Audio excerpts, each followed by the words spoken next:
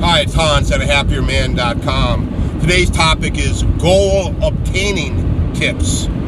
Well, the best way, probably some people would say the only way to obtain your goals is to, one, set goals that is something that you really desire, that would make your life much better, because that will give you the motivation to do whatever it takes to get that goal.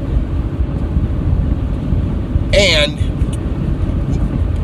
the other thing with that goal would be, it should be a somewhat realistic for you to obtain that goal within a reasonable amount of time, given the capacity you're at today. And that isn't meant to sell yourself short from reaching great grand goals, but this is like a stepping stone, a ladder. You're starting here and you're going up. You may have this enormous goal that you can do. People do this, right? People have enormous goals and they achieve them, they obtain them. There's incredible progress made by people in their goal setting. However, what they don't talk about so much is the intermediate goals on the way to that big goal.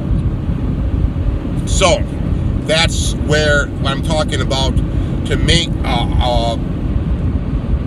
a pragmatic, practical, achievable goal within the capacity that you have today. Because if you do that, you'll be able to start achieving those goals,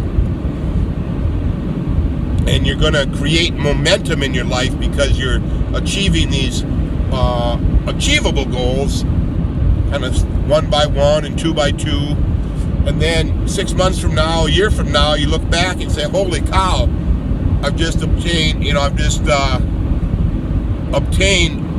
all these goals in this last year, 4 or 6 or 10 or 1 or however many it was that you've set and achieved. And now you look back and your life has gone from here to here, right? That's how people do it. And so those first couple of goals should be within the capacity that you have today, not the capacity you'll have in a year from now, because in a year from now you can set a higher level of goals if you've built yourself up in the previous year by setting goals and getting used to the achievement process, how long it takes, the amount of effort that goes into it, the being flexible and adaptable and improving yourself enough that you can do those things. So give that idea some thought. One, it's got to be something that you really want, that you'll do what it takes, and two, that it makes sense for you given the capacity you're at today. And you can have those big goals kind of in your planner book or in your mind as, that's the ultimate goal.